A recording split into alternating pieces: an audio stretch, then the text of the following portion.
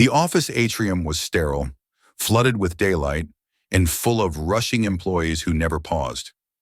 A woman stood pressed against a cold marble column, silently wiping tears. Impeccably dressed, with the fragile look of absolute defeat, she was utterly alone. Mike, a service contractor in a utility uniform, noticed her private distress. He paused and asked softly, "Are you okay?" She shook her head. He simply handed her tissues. His manager urgently called his name from the lobby. Mike glanced back at the vulnerable woman and chose to stay for one more vital beat, risking the shift manager's wrath. Mike's uniform was a dull gray, practical and forgettable, a perfect visual metaphor for his role in the corporate ecosystem. As a contracted facilities maintenance operator, his job was to ensure the seamless function of the enormous skyscraper without ever being noticed. He was a single father whose life was a masterclass in controlled chaos. His mornings began at 5 a.m. sharp, juggling a quick workout, making a balanced lunch for his 8-year-old daughter, Lily, and navigating the rush hour drop-off. His time was precious, measured in 20-minute increments, and every action was disciplined, deliberate, and designed for efficiency. He lived by the clock because his daughter depended on it. He was intimately familiar with the building's rhythms, the frantic 8:45 a.m. rush, the controlled quiet of the 38th floor conference rooms, and the performative haste of the lunchtime crowd. He moved through the periphery, fixing a leaky faucet here, replacing a flickering light bulb there. He was ancillary, a necessary piece of background utility. The high-powered, sharp-suited executives didn't see him. They saw the uniform, the tag, the service. He was the who that responded to a ticket, not the who with a life, a child, and a quiet, rigorous dignity. The woman he'd stopped for, whose name he didn't know, looked like she belonged to the world he served. She was wearing smart trousers and an expensive, unwrinkled silk blouse. But the casual observer would dismiss her as just another highly paid analyst. She had purposefully dressed down that morning to appear approachable, only to be ambushed by the reality that vulnerability always feels exposed. She was Clara Vane. She had just exited the most brutal executive strategy session of her career.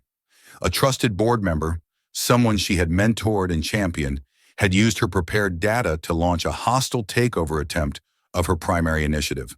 It wasn't just a loss of resources, it was a profound, calculated betrayal of personal faith. The pressure of maintaining composure in that room had been a physical weight. Now tucked behind a column near the staff entrance, she couldn't hold it anymore. Tears, quiet and hot, streamed down her cheeks. She was the leader, the face of command, yet she was weeping alone in the marble lobby of her own empire. She hated the weakness. She hated that she had nowhere to go but the most overlooked spot in the entire building. Mike saw the distress, and his instinct wasn't to offer a canned compliment or a dating-style comfort. He saw a system failure. His job was to fix things, and extreme distress was a break in the human system. He stood quietly, just offering the tissues. After a long minute, Clara finally spoke, her voice thick and fragmented, not directed at him, but echoing off the cold marble. They said I was too invested. She coughed, attempting to clear the emotion. They turned my loyalty into a weakness. They just took everything I built on trust. Mike remained silent, leaning his shoulder against the column beside her. He let her words hang. He had no degree in corporate finance, but he understood the raw anatomy of betrayal. He was familiar with the feeling of giving everything, time, energy, emotional investment, only to have it devalued by the system. He thought of the time he had worked a double shift to afford Lily a specific summer camp, only to have the camp administration cancel last minute with no refund. He thought of the endless microaggressions, being spoken down to, being assumed unintelligent, being asked to fetch coffee for someone half his age. The currency changes, but the feeling of being overlooked when you've given your best stays the same. He finally spoke, his voice low and gravelly, focusing her on the tangible. Trust is what we give freely. Loyalty is what we choose to keep. If they turn your loyalty against you, they aren't worth your trust anyway. He paused, looking at his work gloves. My daughter broke a favorite toy last week. It was a cheap plastic one, but she loved it. She cried because she built a memory around it. You're crying because you built an institution around people you trusted. He didn't minimize her pain, but he shifted the context from corporate catastrophe to human failure. It was incredibly grounding. Clara looked at him, truly seeing the contractor for the first time. The deep lines around his eyes, the subtle strength in his posture, the patient, unhurried attention. He didn't know her title, her worth, or her name. He was helping because she was a person in pain. He didn't ask her name. He didn't offer his. He made no move to capitalize on her vulnerability. Then his radio crackled, sharp and demanding. It was Robert, his shift manager. "Mike, where are you? The server room cooling unit is acting up, level 23. Move it, now." Mike straightened up. The break was over. He looked at Clara, his face returning to its disciplined, neutral expression. "I have to go. My system failure is mechanical." He offered a final piece of advice, his voice a quiet command. "Take a deep breath. Whatever it is, it's just business. Your heart isn't." He turned and walked toward the service elevator bay, leaving her standing there, the paper tissues still clutched in her hand. His kindness was an absolute real-life imprint. He had offered help without knowing who she was, and he walked away without expecting recognition. Mike was barely 20 steps into the atrium when Robert, a stocky man with a permanently harried expression, intercepted him near the security desk. Robert was a stickler for procedure and saw Mike's brief interaction with the distraught woman as a profound violation of the "do not engage" code that governed contract service staff. "What was that, Mike?" Robert hissed, keeping his voice low, but his annoyance clear.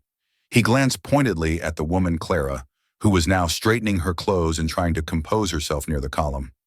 "We don't socialize with the talent. You're on the clock. You're paid to fix infrastructure, not people. Keep your head down and stay within your role boundaries. That's why we have these badges." He tapped Mike's temporary ID badge pointedly. Mike didn't argue. He knew the protocol. She was visibly distressed.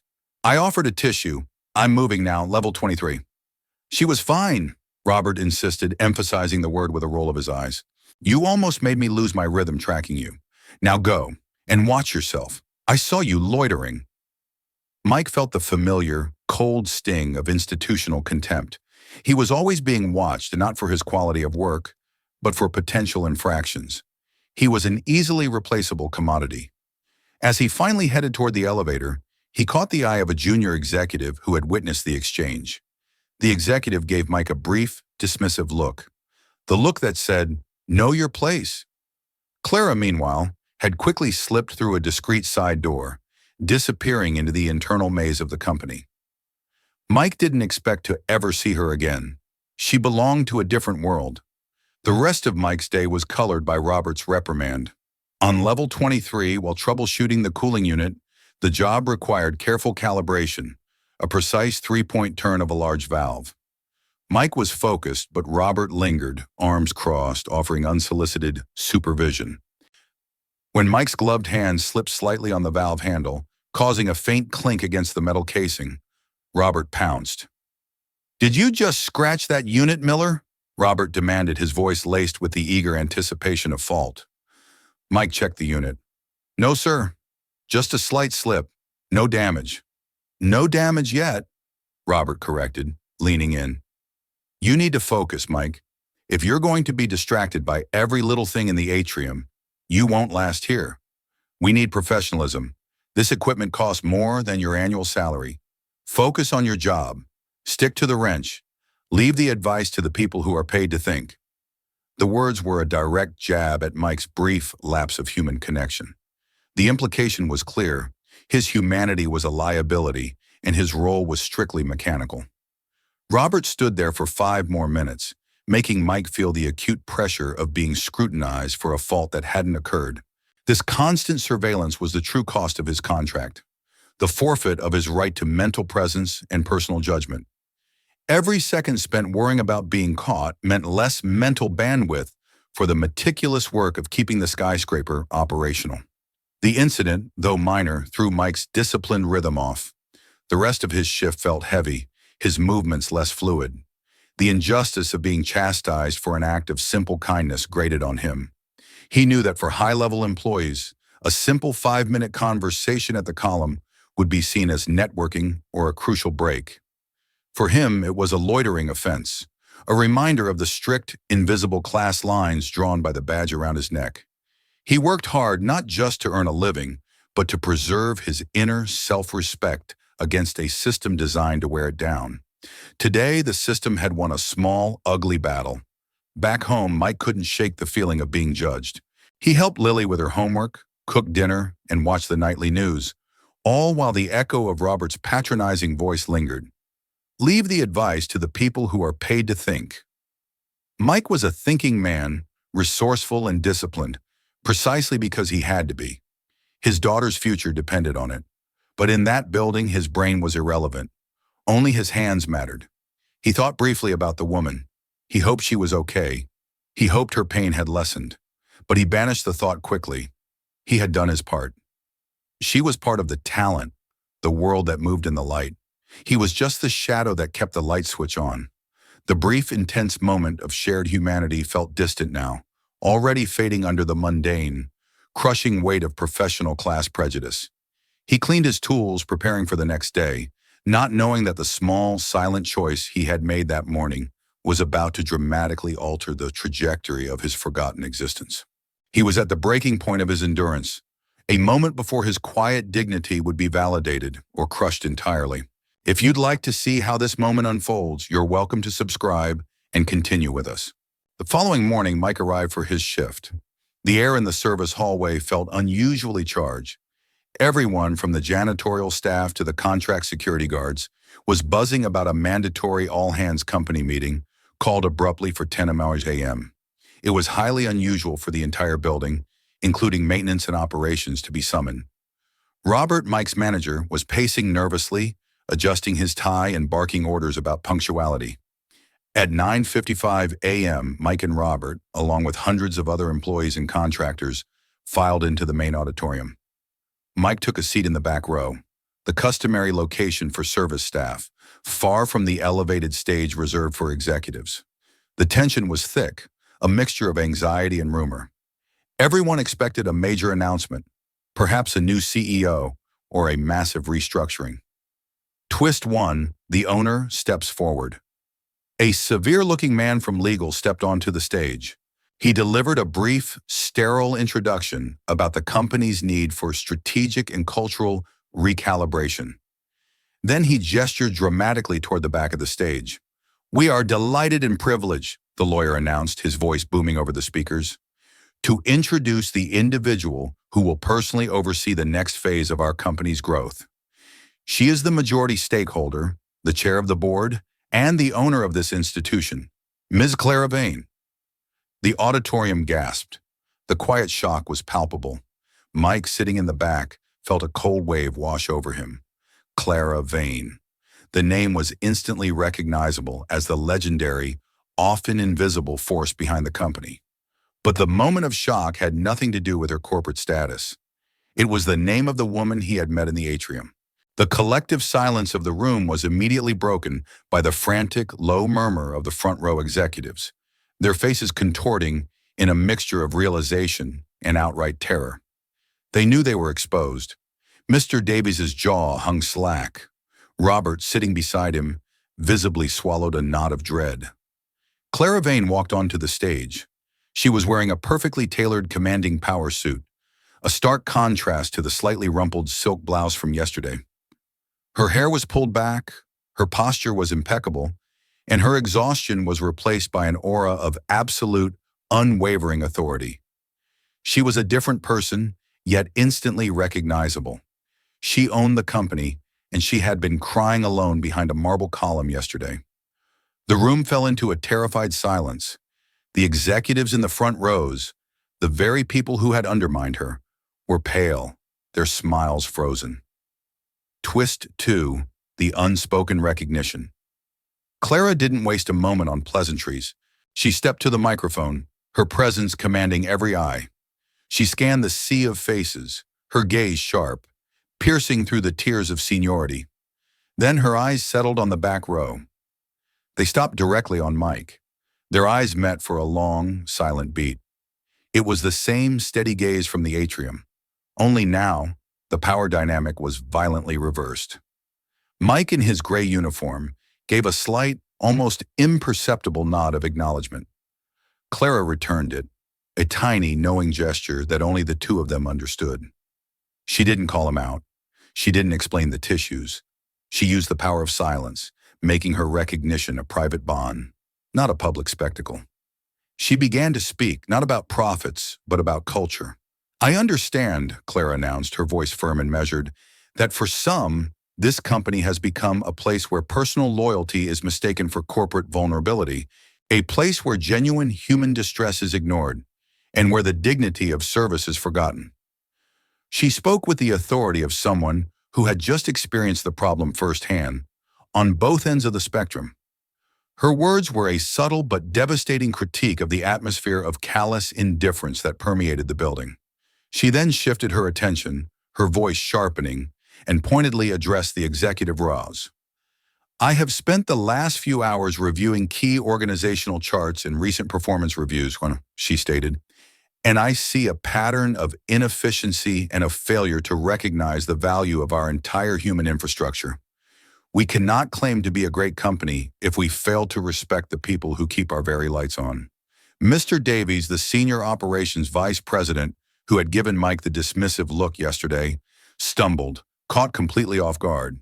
He couldn't answer the question she posed about the recent cut of 15% from the facilities maintenance contract's contingency fund. The question wasn't about budgets. It was about the culture of negligence toward the necessary service staff.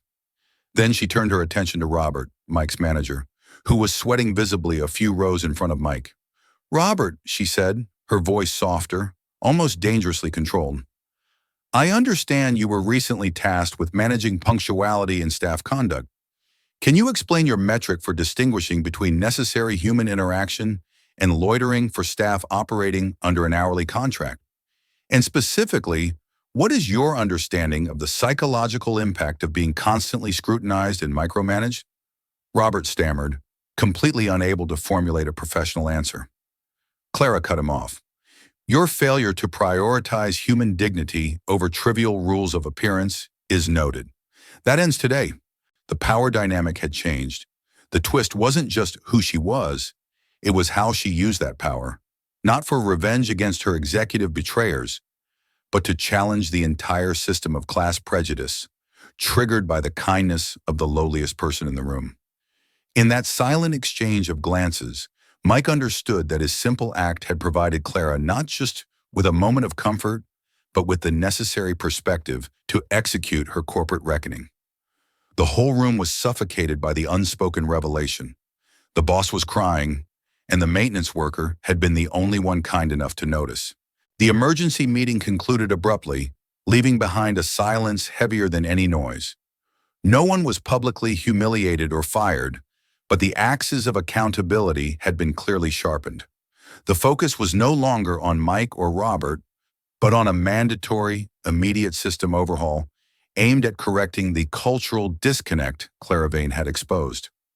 In the hours following the meeting, the subtle shift in the office atmosphere was palpable. Executives who once strode past maintenance carts without a glance now offered strained nods. Robert, shaken to his core, avoided Mike entirely, now more concerned with documenting his managerial decisions than micromanaging a contract worker. Later that afternoon, Mike's radio buzzed, directing him to a small, private lounge on level 40, a room Mike had only ever cleaned. He found Clara Vane waiting there, now stripped of her power suit and wearing comfortable business attire. She was holding 2 mugs of coffee. Thanks for coming up, Mike, she said simply, handing him a mug. It's good coffee. I figured you deserved a break without someone clocking your movement. Mike took the coffee, feeling the warmth. He kept his posture relaxed but professional. Thank you, Ms. Vane. I'm glad you're feeling better. Clara leaned against the window, gazing at the city skyline. I am, and I owe that entirely to you. She explained the meeting that had preceded their encounter. They had just blindsided me. I felt like everything I stood for was a joke. I went down to the atrium because I needed a place to break privately, and then you showed up. She described the hollowness of the corporate betrayal, realizing the true rot wasn't the loss of a project, but the loss of human connection. They were so focused on numbers and power plays that they forgot I was a person. And then you, a perfect stranger, reminded me I was. She turned to face him, serious. You didn't give me advice about corporate strategy or betrayals. You gave me advice about humanity. You said, your heart is in business. That reset my entire perspective. When I walked back upstairs, I didn't see a corporate problem. I saw a human resources problem, a cultural decay that starts with dismissing people like you. Mike listened, his face impassive. Anyone would have done the same, Miss Vane. Seeing someone in pain is enough. Clara shook her head, a slow, definitive motion. No, they wouldn't have. In this building, the assumption is that the distress of someone wearing a tailored suit is important, and the distress of someone wearing a uniform is irrelevant. Everyone else saw a problem to avoid. You saw a person to help. That is the difference between a great company and an indifferent one. She emphasized that she wouldn't offer him special favors or an immediate promotion. That would be an act of personal patronage, not institutional change. Instead, she offered him something far more valuable, a voice. I'm creating a new internal task force focused on operational efficiency and cultural feedback across all tiers, she explained. It reports directly to me. I need someone from the service staff, someone who sees the true operational friction every day, to be on it. No title change, same uniform, but you get a dedicated line to the CEO's office. Your job is to tell us where the system is failing its people, starting with contract conditions, safety, and managerial oversight. Mike didn't immediately accept. He considered the time commitment in the scrutiny. But he realized this wasn't about him. It was about ensuring that no other Mike had to endure Robert's patronizing contempt. It was about implementing the dignity he had modeled. He thought of Lily and the life he wanted her to believe in, one where character counted more than a corporate title. This new role wasn't a career ladder. It was a chance to mend the very fabric of respect he fought so hard to maintain. I'll do it, Miss Vane, he finally said, on condition that the focus is on systemic fairness, not personal reward. Agreed, Clara said, offering her hand. It was a firm, equal handshake. The reversal was complete. The man whose worth was judged by his hands was now being paid for his mind and his moral compass. The silent transformation of the company had begun, starting with one simple act of kindness in a cold marble atrium. A few weeks later, the shift in the company culture was unmistakable, yet quiet. Mike, now a member of the newly formed Infrastructure Dignity Committee, maintained his daily routine. He still wore the gray uniform, still carried his toolbox, and still fixed the leaky faucets. He did not receive a sudden promotion or a corner office. His visible status remained the same, but his invisible power, the power of accurate, acknowledged insight, was absolute. The new policy changes were subtle but impactful. Contract workers received better sick leave allowances, a direct and anonymous feedback channel was established for all service staff, and most importantly, Robert was reassigned to a role without direct staff oversight, quietly removing the source of systemic micromanagement. The atmosphere was no longer one of fear and avoidance. It was one of guarded, growing respect. Mike, in his new role, leveraged his unique perspective. He highlighted small but vital issues, like the fact that the service staff break room had no working coffee machine, while every executive floor had a bespoke barista service. Correcting these details wasn't about luxury, it was about acknowledging equality of human need. One rainy Tuesday morning, Mike was passing through the atrium, carrying a replacement light fixture. He glanced toward the marble column where he had met Clara. This time he saw her, not standing alone, but talking animatedly with a group of senior executives. She was smiling, genuine and unburdened, the fear and exhaustion entirely gone. She was in full command. As she finished her conversation, she looked up and caught Mike's eye. She didn't wave dramatically or call him over. She simply paused, gave him a small, precise nod.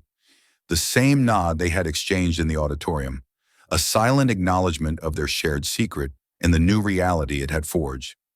Mike nodded back, maintaining his pace. He didn't need a thank you, a reward, or a title. He was still the single dad, still the service contractor, but he was no longer overlooked. He was seen, respected, and heard, not because of a sudden twist of fate, but because his innate dignity had earned its place. The act of kindness he had offered, requiring nothing more than a few tissues and a moment of presence, had returned to him not as a personal favor, but as systemic justice for everyone who wore a uniform. True help doesn't need to know the recipient's title, but sometimes when help is offered with pure intention, fate ensures that the person you helped has the power to recognize and reward that integrity, not with wealth, but with the dignity of being seen. Mike walked toward the service elevator, knowing his presence was no longer just functional, it was foundational. If you believe stories like this deserve to be told, leave a comment and subscribe. Kindness has a way of returning,